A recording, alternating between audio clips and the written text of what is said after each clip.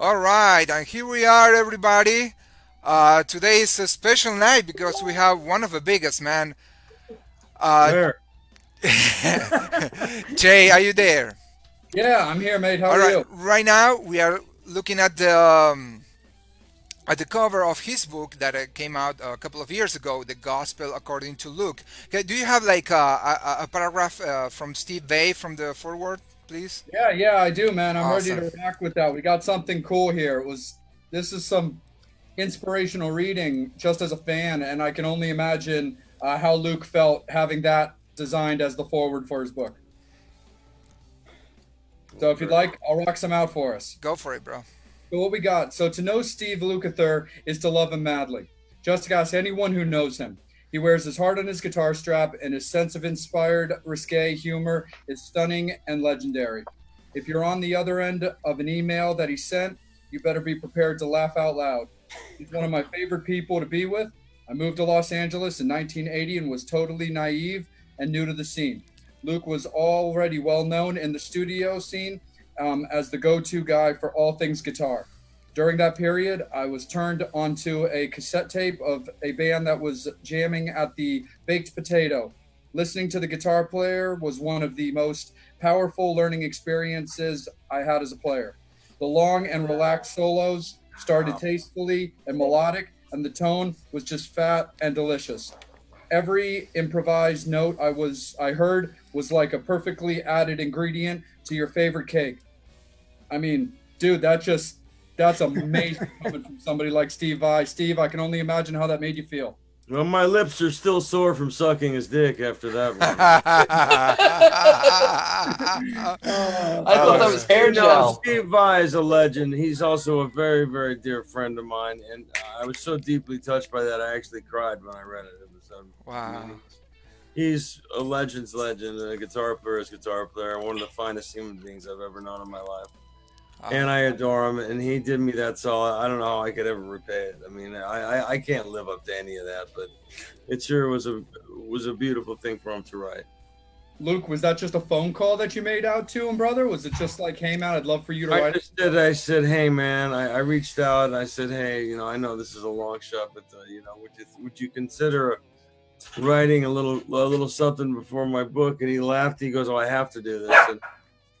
And he did, and I expected just like a paragraph, and he went into a whole thing, and I was so deeply touched by it. I'm still to this day very moved when I accidentally run it. I mean, I don't sit around and read it all the time, but the few times I've looked at it, it's deeply touched me. Oh, my dog's being a pain in the ass It's right okay. now. Sorry about that. This is a pet oriented. Who's Well, it? hey man, this is real life here. I got a couple little kids and a pug dog that's just an animal.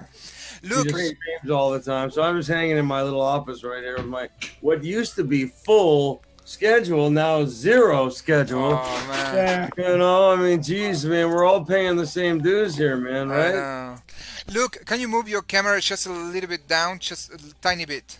There you are. Perfect. Perfect. Thank you so All much. right. Oh, no problem, man. I'm just trying to stay the hell out of the picture, man. You don't want to see me. So well, we are five cats here in the on the East Coast, and we couldn't believe when Steve Prestop, Psycho Steve, say, Ico Steve, well, he did me a solid. He made me a bunch of what do you call it? The masks. yeah. They're homemade ones. It was such a beautiful thing to do. I think he sent them to Amber for us, and I said, "Wow, dude, if I can ever do you a solid, please ask." And here I am. That's great. I mean, I'm happy to do it for you guys, but that's how we all ended up here. Thank you so much, Amber. How are you? So I just want to say hi to Amber. That Yeah, she's my there. my hideous girlfriend here has to come along. So Awesome. Good to see you. And I'm obviously kidding. She's gorgeous. I don't know what you do with me is another story. Amber, thank you so much for making this happen. Also, like putting all the technology, configuring, your computer, everything. So tonight we can. Yeah, well, that's what happened. I do want to make a public apology for last time. That was a technical comedy of errors that was not funny. And I deeply apologize for anybody that tuned in and I didn't show up. And literally, we were on the We for were an trying. hour. We definitely were I trying. I didn't know. blow anybody off. I would never do that. I'm not that guy, and I do deeply apologize. So please, I'm sorry, guys. Look, To you all and to Yeah. everybody out I'm there in sorry too. Radio I Land. feel you bad. are the best. Look. It's her fault, you know. It's all my. Just blame me. It's it's- fine. So we, usually we start with a question each of us.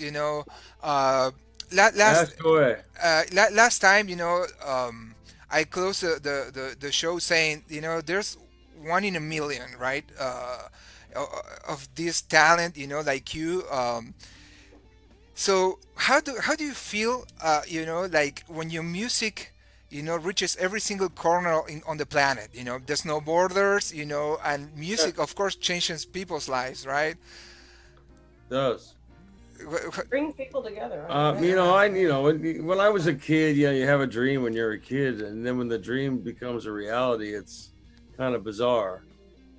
And then in the middle, it's funny because like we're all forced to stop right now. And I've been at home for 2 months with this beautiful girl, and I haven't done anything. I haven't walked outside the gates of my house, and it's given me a lot of time to sit back and think about how fortunate I am and how grateful I am for this career that I've been given wow, and all the opportunities I've been given. Because like when you're in the middle of it, you're just work, work, work, work, work. It's all happening live, but like you don't even have time to think about what's going on. yeah, And now to sit back and go, wow, did that really happen? wow, And then be able to enjoy my family and just take a deep breath for a second and plot what happens next, and which I have a big plan for.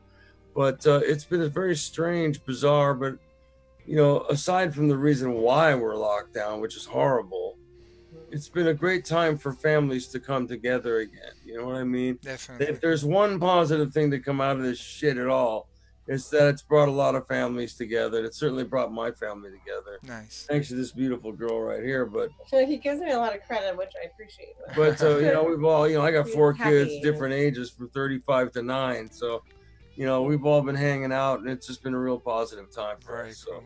trying to make something out horrible, to make something nice out of something absolutely horrible. Silver lining in it. Oh, okay. Angel, Angel, do you have any questions? One of our guys he's right now in New Jersey, right? Yep. By the way, I'm in Okay. Washington Yeah. D.C. Everyone in different parts of the East Coast. Angel, go ahead. Cool. Sorry, buddy. Ask me Yeah. No. anything. You've worked. How was it? Like you probably get this questions a lot.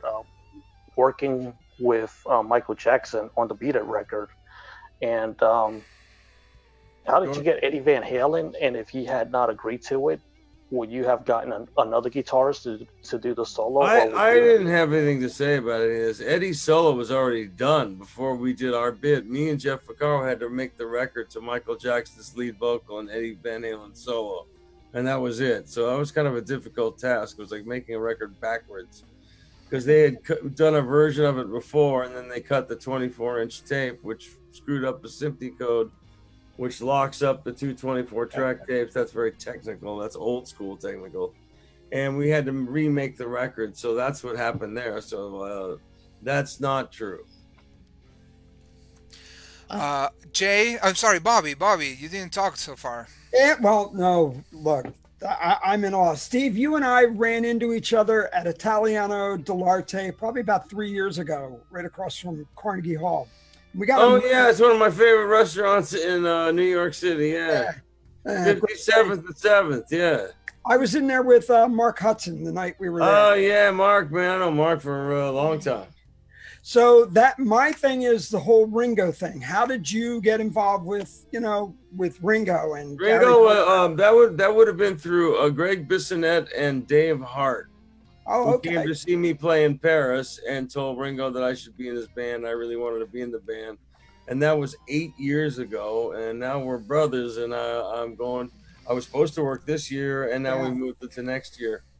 I adore the man. He's one of the finest human beings I've ever known. I just love Ringo. And I've had the honor of working with Paul and George as well, which is the reason why I breathe. So it's rather bizarre that I can make these statements 50 years later, but here I am. Luke, talking about that. Sorry, I jump in. Hold on a second. There's an Amber Alert right now. God. Amber, Embers in my Amber house. Embers in my house, and there's an alert. Okay, sorry Now about it's that. horrible. I mean, It's I'm like, okay. Sorry about that. Then, I don't man. like that when people. So that really does suck because that means some of these kids on the street. So All right, keep your eye out. look out for somebody who Green Honda Civic. you know, my God. That's like every car in So you California. Go ahead. sorry, All right, going we're back. back now. Sorry, I had my phone out of my It's control. okay. Look, going back to the Ringo Starr story, you play in the two studio albums, right? And then you tour with him, Three. right? Three Yes, studio three. albums. The latest We one. got the one just come out right now. Yeah, I've been writing songs on the last three. The last album I wrote 2 songs and Magic. Paul McCartney played bass. Okay. Yeah, Paul McCartney played bass, so it was me, Ringo, and Paul. That was about as deep. Yeah. That was a big moment for me. Big moment. For me. What song was it? Magic? What song you play with both Well, of them? Magic is the song on the new album. On the last album, let me see, it's right here. Show Me the Way is one, and the other one is Yeah, We're sure. on the Road Again, which was On the with Road Paul, Again. Ringo, and myself, and Joe Walsh, and Edgar Winter, and oh my gosh, all my heroes. Who would have thought? Wow. And how's to work with Paul McCartney and Ringo Starr at the same time? Because that might be, Well, you know, like. I didn't work at the same time. I worked with Oh, Paul first back on the Thriller album back in 1982, and then we did the movie together, and then I did the 50th anniversary TV show with Paul as well, Paul and Ringo, which was really a thrill for me. and for a guy like, Uh, sorry guys, I'm asking too many questions, but the last one, since we are talking about the Beatles, and then I moved to Jade. But you know, like a medium or an oracle touch your mother's tummy when you were there, and she said to your mom, "This guy," and I read this in your book, right? This guy no, at the age of 6, he's gonna 7. 7. He's gonna listen to his life is gonna change forever, Oh and no, that's that was before I was born. My grandmother's psychic friend said that to my mom, who was 19 at the time. wow. She wasn't real happy about having a musician's son, but hey, here I am, And 100 then, years later. what was the first record that you listened that changed your life from the Beatles? Meet the Beatles, man, the first one. Saw them on the Ed Sullivan Show, and that was it. Wow. Ask anybody my age, I'll tell you the same story. Yeah. When It I was saw her it was standing there, life changing, life changing event. when I saw her standing there, was the song? Well, I mean, it was the guitar solo on that is the one that really just kick-started my heart. So Okay. All right. everything they did was absolutely brilliant, and I just Very cool. devoured as much as I could, and I still feel that way about them. That's the thing is, I Wow. still love music as much today as Wow. I ever did. Amazing, man. Yeah, Jay. Sorry, I that was your turn. I jump in because the Beatles. You know, I'm a freak with the Beatles. You're cool, dude. Oh, Me man. too, man. Max, let's do this. But yeah, so Steve, the last time I actually got to see you, because I'm stationed just outside of Baltimore, is actually when you came through and you were doing the code tour with Yes. Oh wow, yeah, that was a while back. Yeah. That So I was think that fun. was like, I think that was a little ways back. But I gotta tell you, man, I mean that was a great show. I mean, while I've been following Toto for many years, my cousin's first dance at his wedding was to Africa, and I've known many of the songs Sorry for about that. years. It's all good. It's it's What can I say, man? his kids now refer to it as the wedding song.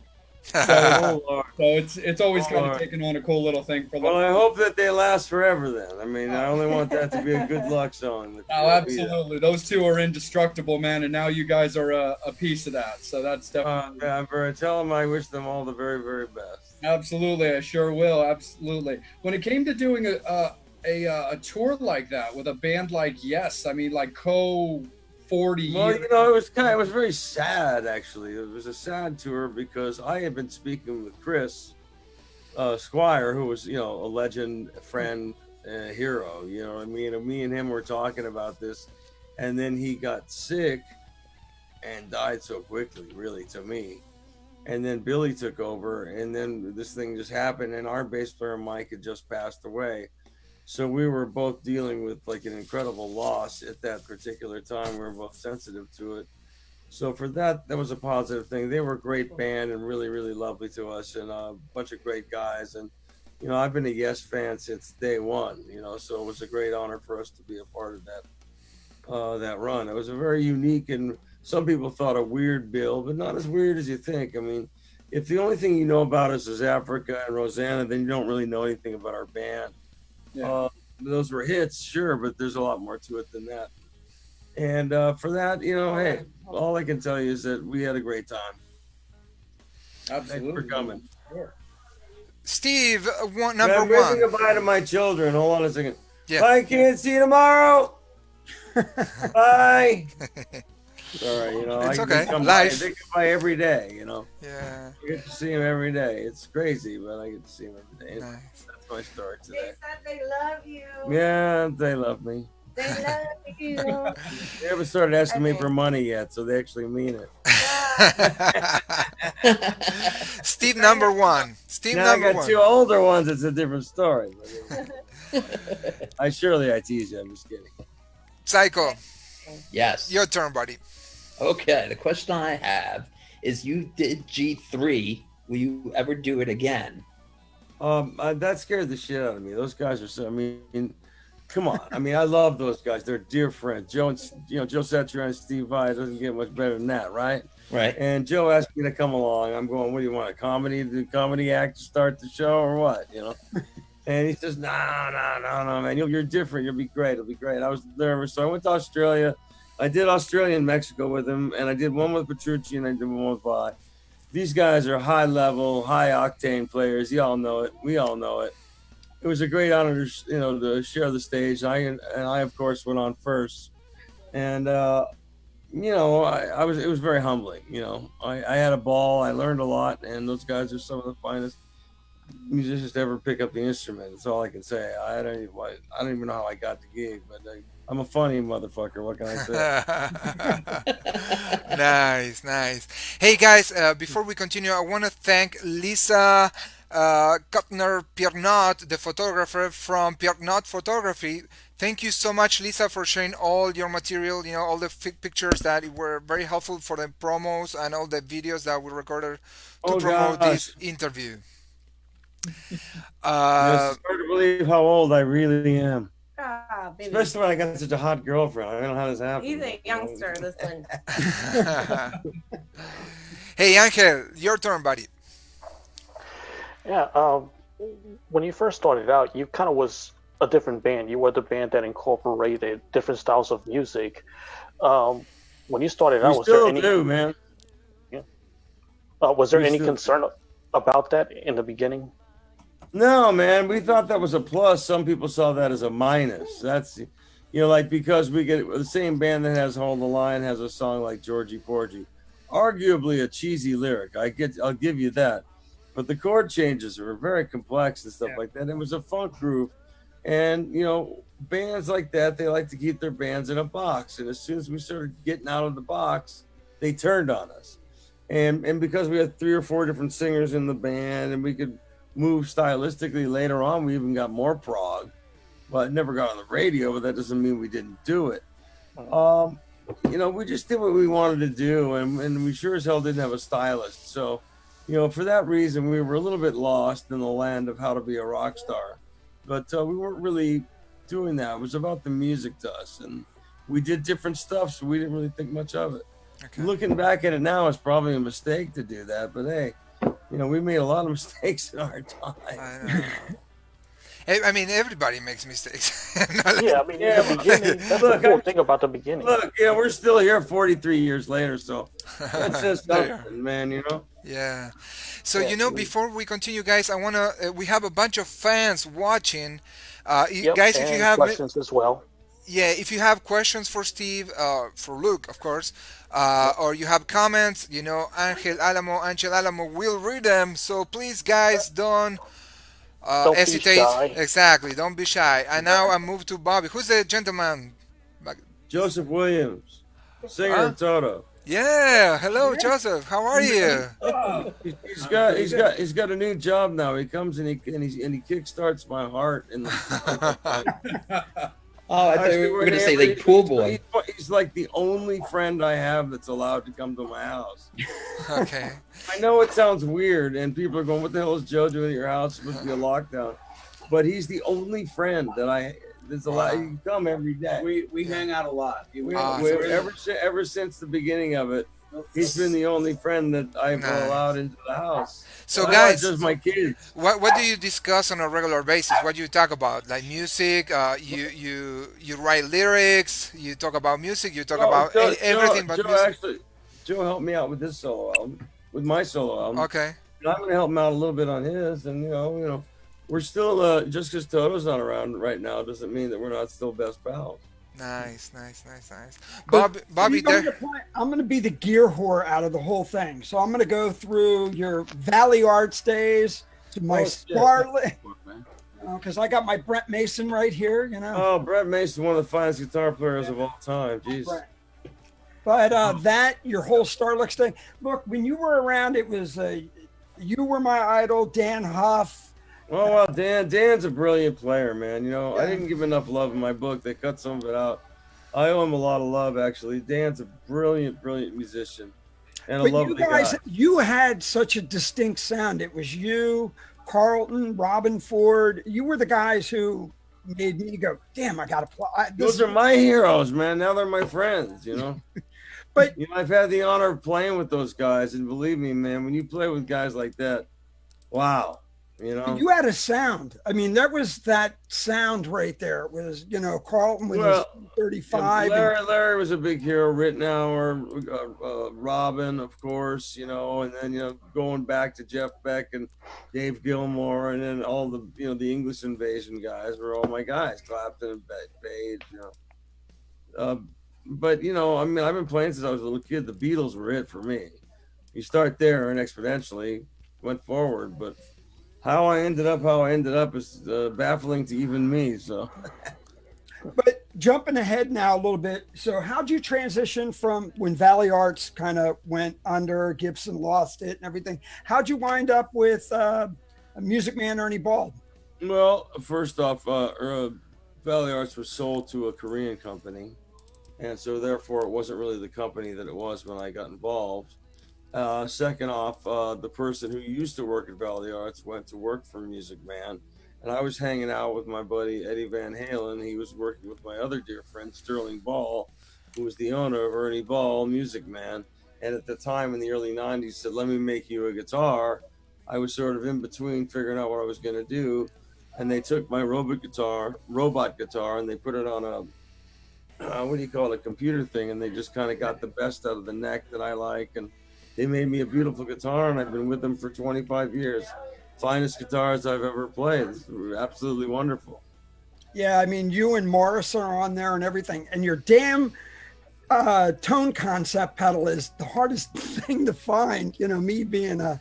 Oh, well, I just mess around with this stuff. It's like the never-ending quest. I mean, how many of these things are out there? 10 million pedals, you know what I mean? Yeah. And it's the same old story. I played Larry Carlton's guitar. I don't sound like Larry Carlton. I played Eddie Van Halen's guitar, Jeff Beck's guitar. I don't sound like either one of them. Lord knows there's no magic guitar amp. A great amp and guitar is great, but it's you that makes the noise. You know what I mean? Yeah, I know. And you got great hands, man. You're so... I don't know how to do nothing else with them except one other thing, and we can't talk about that right now. Hey, Jay. Yo. You've been quiet. I'm just chilling, listening, waiting my turn, brother. All right, let's go wait. But no, absolutely, because I mean, I'm right there, always nipping at Bobby's heels, because I'm a gear nerd too, and I know that. Anything you want, man. Believe me, I went to Gear Anonymous, man. I mean, when this shit first came out, I had all of it. And I turned it all on like an idiot, and they blamed me for that. It's like I'm the only guy that did that. It's like, oh, okay. Well, because you had a stint with Ibanez too for a little while. A very small stint. They ripped me off, kind of. They never put out the guitar that I actually designed, and it was kind of a weird scene. So, and then now they started making great guitars. At the time, it was before they started making the Satch and the Vi stuff. Yeah. Oh, gotcha, for sure, man. But one thing it was a little like, this isn't really very good. But sorry, I don't mean to say that, but I mean, no, man. They make great stuff now, so I'm not putting them down. Psycho Steve, you there? Cannot hear you, buddy. All right, so Who's the A kid? couple of fan Who's the questions. guy in bed on the right, man? I like this guy. Psycho Steve, you're on That's mute. Psycho Steve, man. You're not so psycho after all, man. You're just chilling. Yeah, Psycho, you're on mute. You need to Yeah. unmute your microphone. So in the meantime, I'm gonna ask you a question. I don't know. This is crazy. Going back to the Beatles, right? So, but in the White Album era, how was Los Angeles? How do you live Los Angeles? With the Maharashi and the ashrams and all this spiritual Well, boom. I was a little kid, though, but I do have a great White Album story. Ringo gave me his copy of the White Album. Wow! Oh my God! It's like he got like number 3. He goes, here. I want Holy shit! Yeah, I mean, he's been really good to me. He's done some wonderful things. Yeah, and going back to that album, so the solo, because I have one video, I have footage that we can watch later, guys, if you want. But you played like a live a beautiful version of While My Guitar Gently Weeps. Oh, it's a great, listen, I mean, nobody's going to do it better than the original. And I didn't even try. It was just an homage to George, who was a friend and my first guitar hero. And, whenever you do a cover, you run the risk of somebody going, it's never going to be as good as the original. And of course Yeah. it's not. It's just an homage to somebody that I love dearly and really moved me. And I just did my little thing to it. I didn't mean any disrespect. No, look, but Some people went crazy going, how dare you ruin a classic? I'm going, no way, no try way. to do that, man. I'm just trying to, No way. No, you're entitled to do as many versions as you want. I mean, everybody does that. Whenever somebody does a cover, most of the time, 90% of the time, they really mean it from their heart, Yeah, but what I can tell from you, Luke, is that you feel, so you're one of the old Right. school guys who you feel what you're playing. If you don't, I'm pretty sure if you don't feel the song, you're gonna refuse to play any cover that you don't. Well, I mean, as a session player, I did a few interesting records. But that's different. That's different when you're playing Yeah, live. I'm sitting there playing the song, going, "Oh my God, am I really playing this song right now?" And then it becomes a big hit. Now I'm going, "Oh, Jesus." Okay. Let me jump in right quick since we're on talking about Ringo and the Beatles. Yeah. One of my It favorite, doesn't get any better than that. oh, absolutely, and one of my favorite members that was also in the All Star band was Tim Capello, and I didn't know Tim, man. I know who he is, but I didn't know him. Oh, okay, gotcha. Yeah, When I joined up, Mark Rivera was the sax player, and now it's Warren Ham. gotcha. Yeah, I was just kind of curious. Tim's legendary, man. There's a legendary story about him running down the runway because he had missed the flight, and like they're taking off, and he's running as fast as the plane. You think like it's Tim outside. Great story. Psycho, you there, buddy? Sorry, it seems like your mic is Yes, can you fixed. guys hear me now? Yeah, we can hear you. Yeah. You're back. All right, so the question I have is, with all the music you've done through all the genres and everything, when you hear your song on the radio, do you turn it up or do you turn it down? Oh no, I get a kick out of hearing it, but the thing is, I don't listen to the radio that much. So I mean, really, the irony is the stuff that I hear the most that I played on, what I used to do back in the 70s and 80s, is if I'm taking my kid to get a pair of shoes at the mall. You know what I mean? The music that's playing, I start cracking up. Going, I played on like every 2 songs. You know what I mean? Going, wow, man, it's really come to this now, huh? You know. Nice. It's the part. And every time I hear "Beat It" or "Human Nature" or "The Girl Is Mine" or something like that, I crack up and going. I just go, well, I was there. What can I say? Nobody in this joint knows it, but I was there. Angel, do we have any messages from the people out there? Yes, we do. I'm going to get to them right now. One question a fan wants to know is any update on your upcoming new solo album? Can't wait. Yeah, I'm just about ready to mix my solo album until this freaking pandemic hit, and then we were all grounded. I got one song to cut. Ringo's gonna play on. Nice. And then the rest of it's done. It's really cool, and I'm really proud of it. And there's a lot of things coming. We got a lot of big plans coming up. Like I said, I can't say much now, but some of us are still really close friends. Yeah. Angel, Please, Yep. Angel, read the name of a person who's asking, so Oh, we. no problem. That was question was from Izumi. Thank you for watching. Betty Ann Preston wants to know any chance you're still planning on touring with Nerve Bundle in the fall? With Nerve Bundle, you know what? Right now, everything this year is canceled. Yeah. I wanted to. We had plans. I had big plans to tour a bunch of tours. Ringo, Nerve Bundle, Toxic Monkey. You know, I had a whole bunch of other plans, and everything was just iced. And I've been sitting in my house for 2 months. I mean, I don't know when I can go outside again. Do you? No. So whenever we No. can, then the plans will start again. But I have things ready. Yeah. Bobby. A couple things. Dave Hungate. Yeah. Much with Dave. Dave is a friend of mine. He's done. I'm close with Linda Carter. So Dave. Well, let me tell you, David Hungate's one of the greatest of all time, one of the greatest musicians, and I learned a lot working with him. He's the pro's pro. Yeah. I can't say enough, man. I mean, he's just what a musician. I mean, what a musician. This is a two-parter too. So your tour you did with Larry in Paris, which your version of the Pump is probably stellar. Oh, thanks, man. You know, that gig was so much fun. And yeah, it was a bit self-indulgent. Sure it was. Guitar players going for it. But I learned, you know, Larry Carlton is one of the greats, and to stand next to him and learn and play. And hell, we won a Grammy together. Who would have ever thought that? You know, it was a great honor to work with Larry on this project. Yeah. That was great. But you were really considered, your sound and that was, you guys were like the West Coast Wrecking Crew. I mean, we came second. Like there was the Wrecking Crew, then there was the Larry and those guys, with Dean and Ritt and you know the sort of the second generation Wrecking Crew, and then we came in after that. We were the last ones. The guys that came in, like me, Jeff, and David Paich. Jeff Vaccaro and David Paich. I mean, we crossed lines and played with the Section guys. We played with Quincy's guys. We played with Foster's guys. We played with our guys. We kind of were one of the few bands, few groups of musicians that would jump into all these different cliques and be able to hang with all of them. And they're all still very, very dear friends of ours, by the way, too. You know, we all still, you know, anybody that's been in this brotherhood for longer than 40 years, I mean, we have a secret handshake and shit. You know? Yeah. Very nice. Very nice. Hey, Luke, how you feeling so far? Are we bombing you with too many questions? No, Please not at all, man. feel free Not to at send all. us to hell. Yeah, a lot of No. people watching. A lot of Why people would I watching. do that, man? No, No, just kidding, man.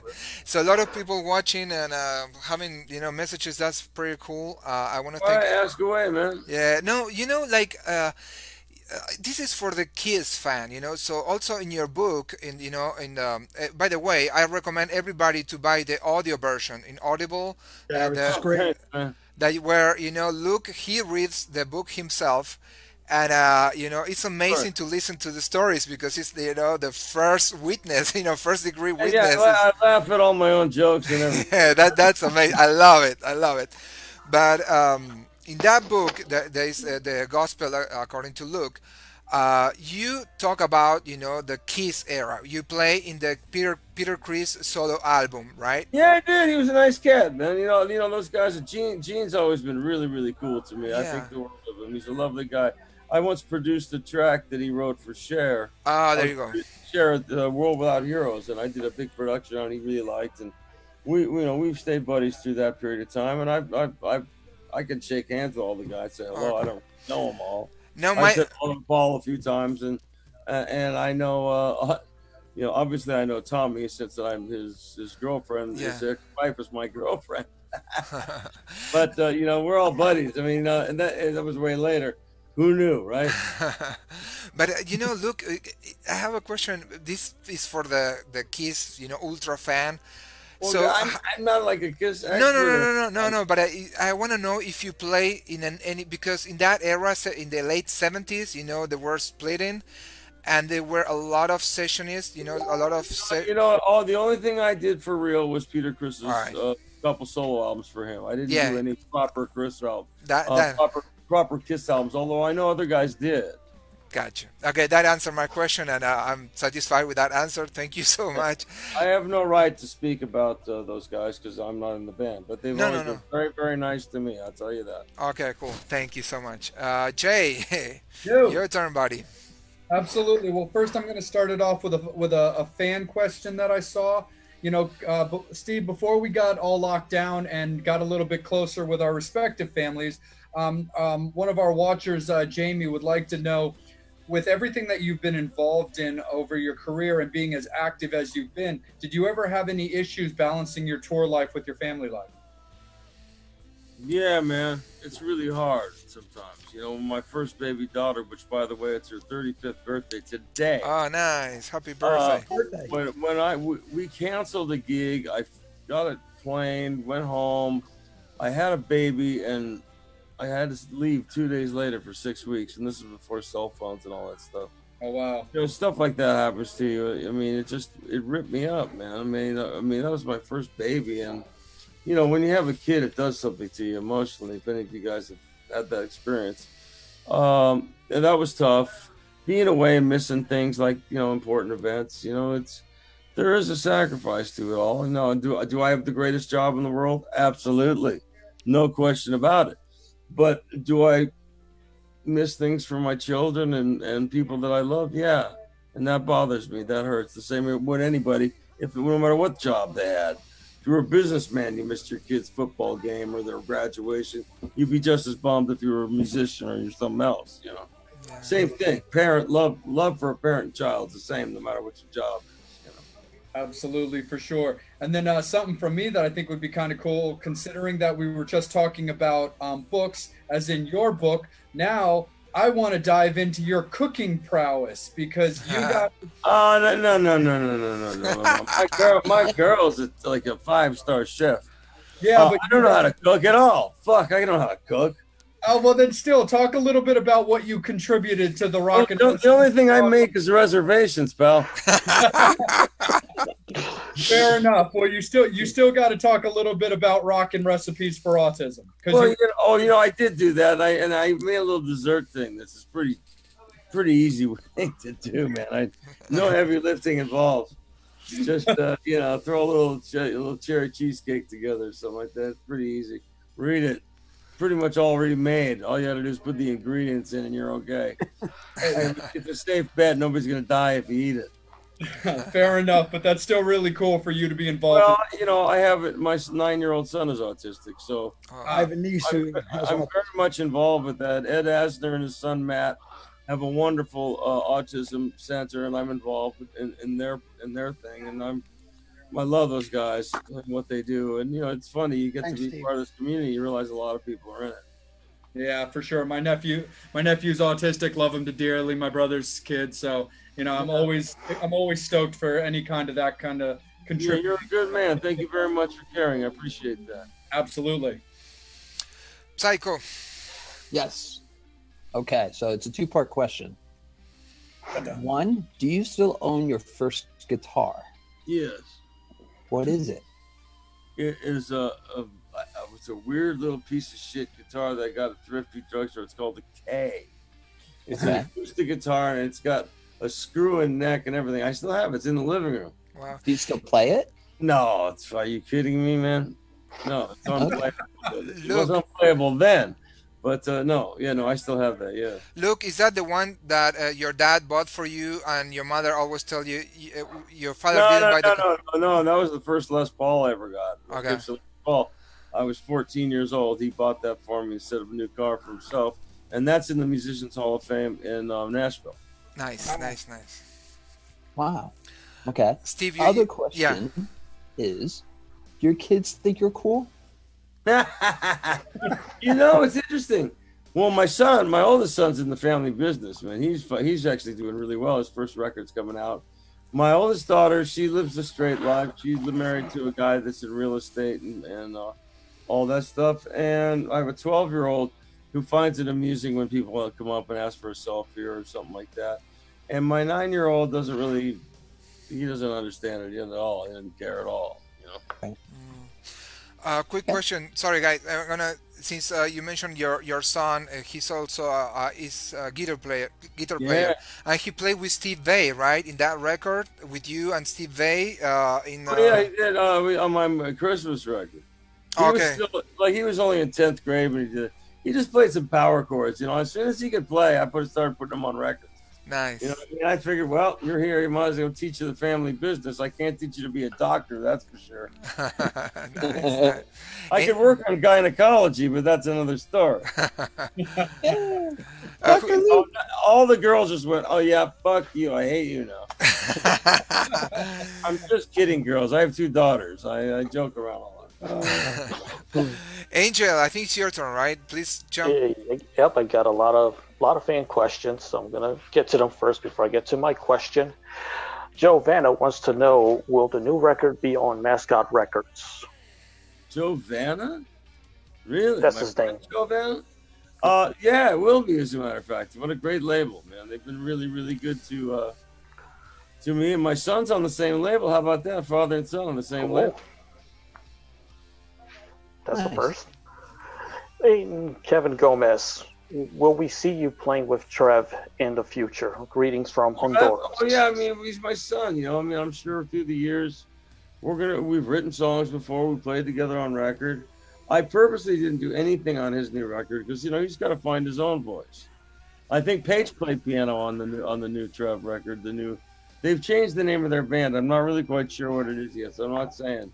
But it's a really great record. It's like kind of a cross between Def Leppard, U2, and Earth, Wind, and Fire. If you can imagine. A cool mix. It's rock, Yes. but it's got a little bit of funk to it, and they got a singer that's got 8-octave range, and it's really not the typical shit. The riffs are really clever. You go, wow, okay, I wouldn't have thought of that, and it's not Wheatley record. My son doesn't play like that, so it's really fun. I'm really proud of him. Other than that, I don't know what else you want to know. Let's see, Lisa Kuttner. They're gonna kill me for asking this question, but I'm gonna ask it. When you heard Africa for the first time, were you running around in your underwear? Did you call your mom? Africa, no. The first time I heard Hold the Line was our first album, and I was living in my very first house because I was a session guy, and the first thing I did was invest in some property. A little small house in the valley with my then girlfriend who became my first wife, and Hold the Line came on the radio. And I was running around in my underwear, and I did call my mom, and I did call everybody else I knew. And we were calling each other on the phone. This is before cell phones. This is 1978. So we were excited as shit to hear ourselves on our local rock radio station. Come on, man. That was the living the dream. Nice. We're on the radio. Dig it, Uh-huh. So it was a very thrilling moment. More questions from the fans. Sure. Zumi wants to know, tell us about your new book, New Testament. The New Testament. Yeah, well, they asked me to write another book. So the first one was called, The Gospel According to Wink, Wink, Obviously, the second one needs to be the New Testament. Then I started laughing, going, well, let's go with the motif, even though it has nothing to do with religion per se. Pissed off a few people, but whatever. If that's what pisses you off, you have a pretty shallow life, Yeah, they'll survive. No, I didn't mean Yeah, it. There was no disrespect to the Lord there. I believe in God. I'm not that kind of a person. It's just it's a wink, wink. That's all. Didn't mean no disrespect. It's all fun. Yeah. This question is from Tom. Is Steve Porcaro on your new solo record? No, I haven't talked to Steve Porcaro in 6 months. Ariel Jackson wants to know, what is your absolute favorite song to play live? Ooh, wow. It changes all the time. I think we all, once we get out there, sometimes the newer tracks that we play have a thing, but there's a few of the older tracks that when we play them, when you get the crowd reaction, they sing along or something. It's very magical. It's really fun, so a lot of stuff I'd never play sitting around my house, but when you play in front of an audience, it's really cool. Nice. Who's next? Angel, you have a question, your own question. Yeah. What are your favorite places to play? Is there any place that you still would like to play that you haven't had the chance to play live yet? Oh man, I've had a chance to play. One place I've never played, and you think that I would have by now. I want to play Madison Square Garden. Really? Wow, You really? guys never did? Never played there. Always Damn. played either in and around it, but never got to play the Garden. I want to do that before I die. Wow.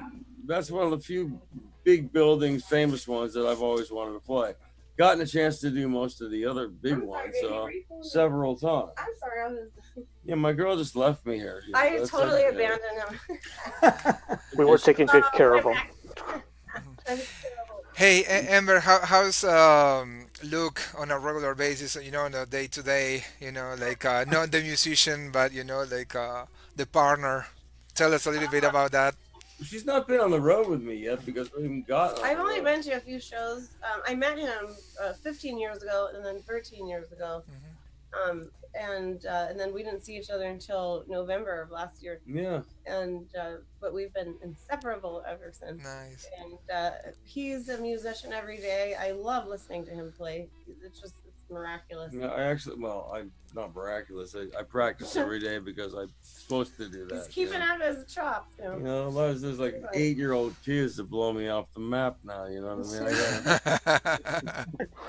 It just cracks me up to see these little kids do this amazing. They have amazing facility. I mean, you know, they don't really know what they're doing yet. They have the machine to do it.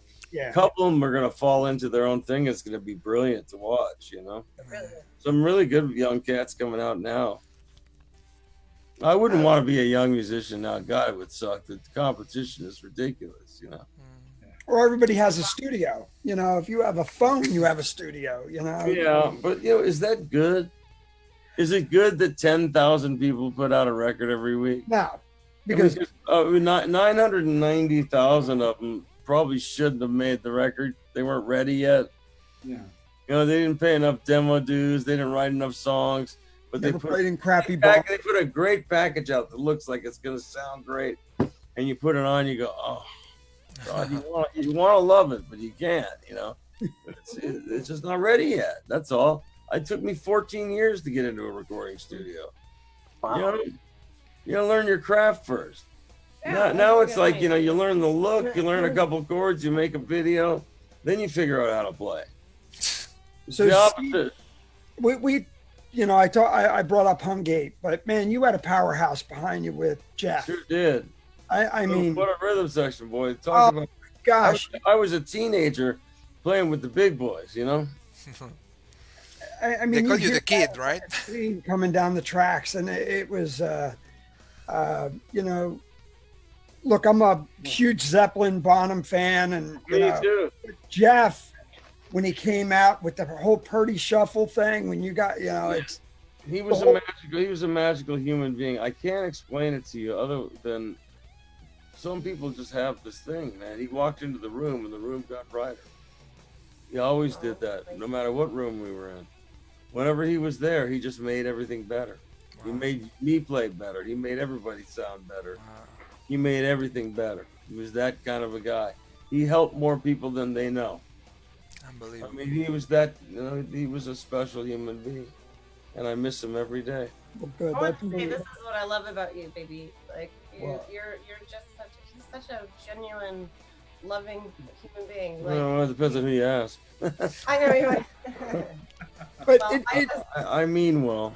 it's wonderful when you hear something like that, Steve, and My bad. his drums are as iconic as, like you said, Van Halen hitting the first note on Eruption. So Right. you hear the beginning of that, and you're going, "That's Jeff." Well, yeah, I mean, when you're that, you know, that good there, and you have so many iconic pieces, like Ringo's another guy. You just play the drum track and you know what song it is. Yeah. I mean, how many people can you just play one little part and you know what song it is? You know, especially on a drum chair that doesn't have a melody attached to it, man. It's just people have certain magical touches. Ringo, Jeff, Keltner, Dad, you know, the list of Vinny, the list goes on, you know. Yeah. Well, you were blessed, man, and thank you for the music you made, because it was. Yes. And I got to play with the best of the best. They made me look good. Yeah, but you made for all of us. It's kind of, look, I can you can name a song and I can go, wow, it brings me back to this part. And, my first, I got blamed for a lot of lousy blowjobs. What can I tell you? That's funny. That's funny. Yeah. I can Oh, relate to I that. won't hold you back now in the back seat of a car. I've been told this by people. I don't know. So look, True stories. so true or Back false? me up.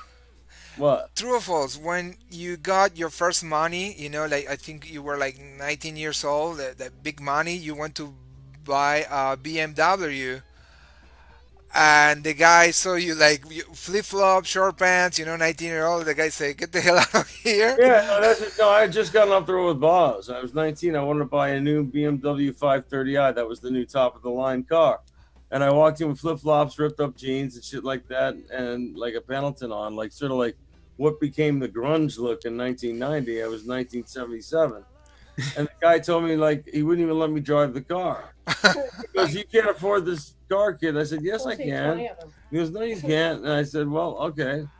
So what I did, I went and called my mom and said, "Hey, man, this guy wouldn't sell me the car." She goes, "Let's go get it up on Van Nuys Boulevard." I went up, I paid cash for it. My mom called the guy and said, "Hey, you know that kid you blew off?" He goes, "Yeah." He goes, "Yeah, he just paid cash for the car on Van Nuys. You're an asshole," and hung up. My mom, God bless her. Oh, nice. Got more questions. Yep. This one is for Jay. Billy wants to know, Jay, where's your cat? What? Who wants to know that? Jay's cat. Jay has a cat that he brings on the show. I'm allergic to We can't bring cats. up cats right now. Yeah, so Jay, one of our members of a crew, he has two cats. One is what is he called? Nicky Six, right? Like one is Yeah, from their the names are Motley and Nix. next. There, Yeah, yeah, they're, Motley's right here. they're jumping up and all over the place there. But that's why the question came. I can't Pete, help you with this one. we have a, see, Tito wants to know any great life lessons you can share as a person and as a musician. Oh God, yeah, there's a lot of them. Save your money. That's Don't do hard drugs. Make sure you have a good lawyer before you sign a contract. And try to be nice to people because it comes back to haunt you if you have one bad day, then you're an asshole forever. Yeah. Talking about that, look, you're giving us this interview, which is amazing. That speaks volumes of you. How down to earth you are. Like just giving an interview to regular fans. That's amazing. We really appreciate it, brother. Well, you're very welcome, man. I'm very honored and grateful and humbled to be able to still be doing this long. And I've made a few errors along the way, and I've tried to become a better person because of it. And as I've gotten older, and I found this beautiful woman who's somehow in her, I don't know what she sees in me, but made me a much better person. And I've mellowed out in my old age. I don't have to be in a competition with anybody anymore because everybody's better than me. That's a given. That's fine. I'm cool with that. I carved out a little teeny place for myself, and I'm happy to have that little acre to fucking hang out in and be able to still make a living doing this. I'm really honored and happy, and thank you all for taking the time. Very cool, man. No, we appreciate your time. Thanks to this girl right here for loving me. I don't know what it is. We But, bring us to each other. That's the beauty of it all. And thank you guys for your time. And I wish everybody has a great year. Maybe we get out of this mess alive and safe and maybe better people because of it. Silver lining, So yeah, guys, we're gonna look at Amber. Probably are very busy, even in the quarantine. You always have things to do. I still got a couple of kids running around the house. So guys, you want to wrap up with one more question? You have a few more minutes for a couple more questions. Just let me know how. All right, well, let's do it before I got to run. All right. I have a question. I'll jump in right quick. Steve, what's the craziest thing that's ever been thrown at you while you were up on stage, or a place that a fan has hid? A fan has hid? If you ever just had a crazy place that a fan like hid to meet you or something. I've had some pretty interesting knocks on the hotel door. Some good and some not so good. No, I mean, I've had weird shit thrown at me. Yeah, man. I remember, not so horrible, but we were playing on our very first tour. We were doing L.A. at the Coliseum. It was the California World Festival, whatever. Our first album had just come out, and we were playing. I thought, oh man, am I playing right? So you go on the edge of the stage. Some guy hurled a, what do you call it? Strap or something. No, what do you call it? The little. I don't know what you're saying. You know, you throw it across the room. Frisbee. Yeah, some guy hurled a frisbee full blast into my neck. Oh, closed the windpipe. You know what I mean? In front of 60,000 people.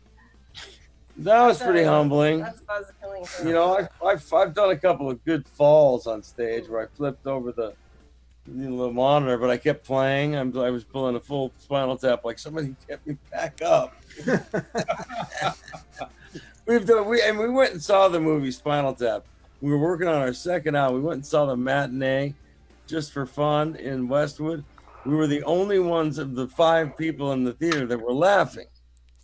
You know, because it had all happened to us at one point or another. Maybe not as extreme, but you know, we knew what it was. Everybody else thought it was real. And that's why it's been so popular for so long. I love those guys. That's because this one goes to 11. Right. I mean, they're great cats, man. All those guys are really good. Steve, I'm going to jump in real quick. Who is that one artist you always wish or still want to work with? Oh, I'd love to do something with Peter Gabriel or Phil Collins on some of the more interesting things that they do. I've been a Genesis fan since the very, very, very beginning. Steve Winwood's another guy I've always had a thing for. Well, ironically, a lot of the English people.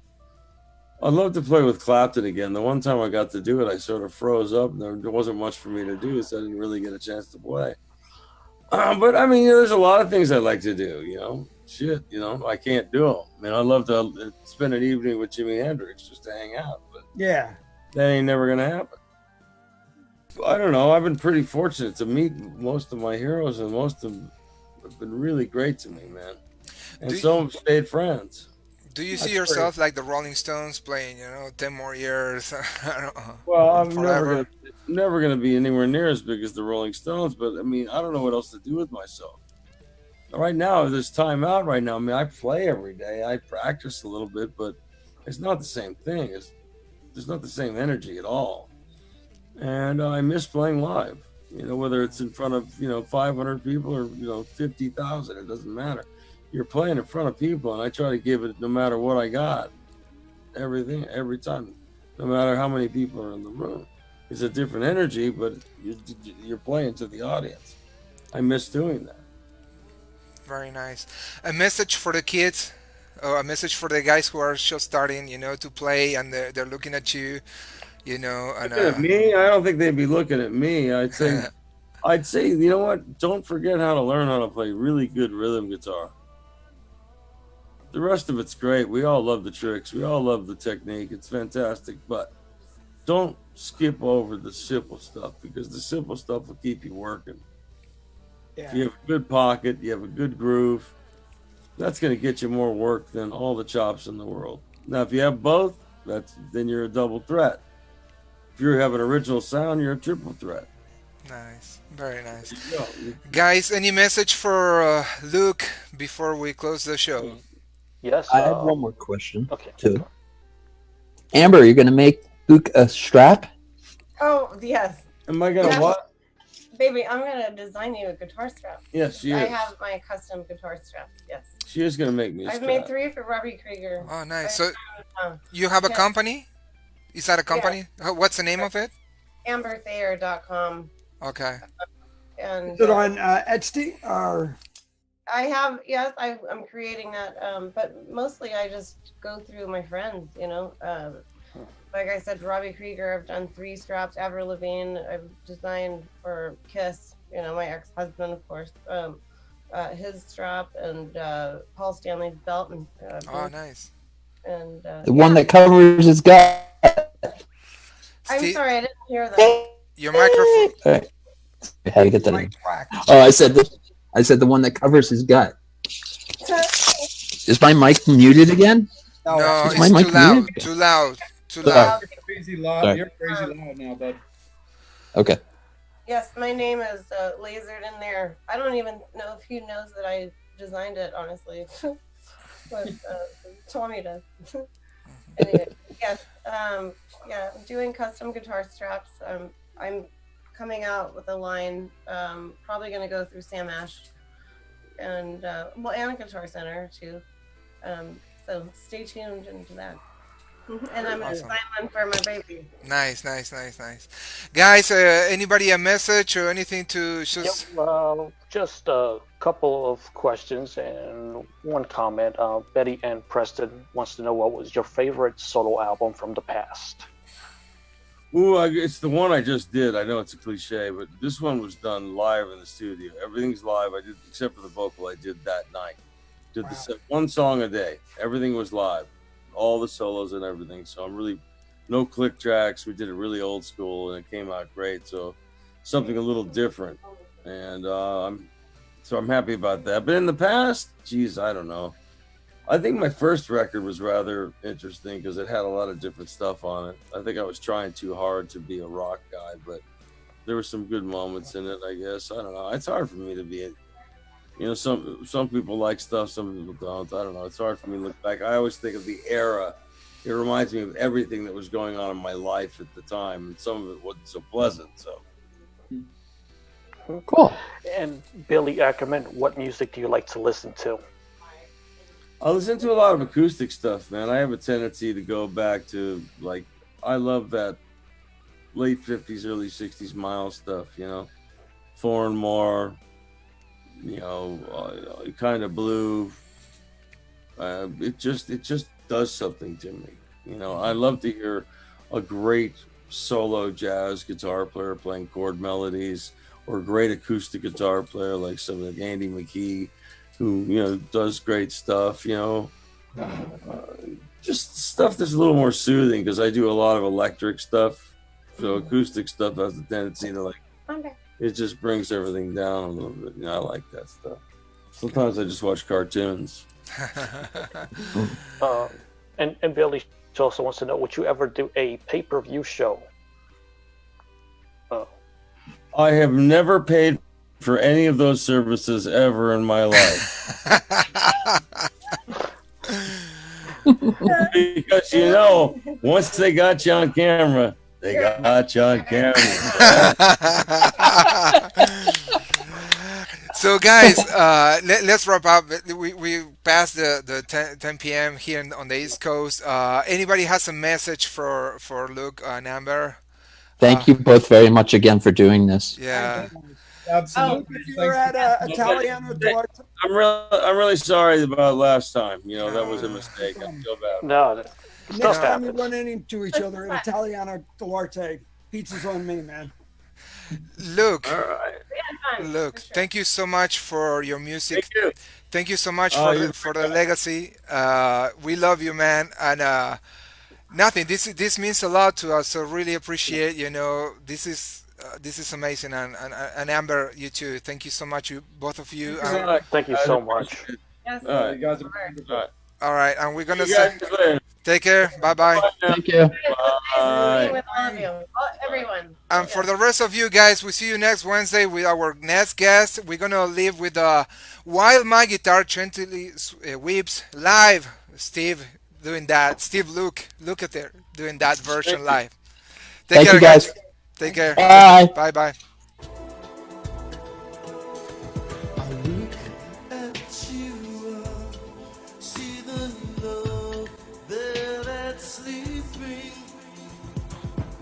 Well, my guitar gently weeps. I look at the floor, and I know it needs sweeping. Still, my guitar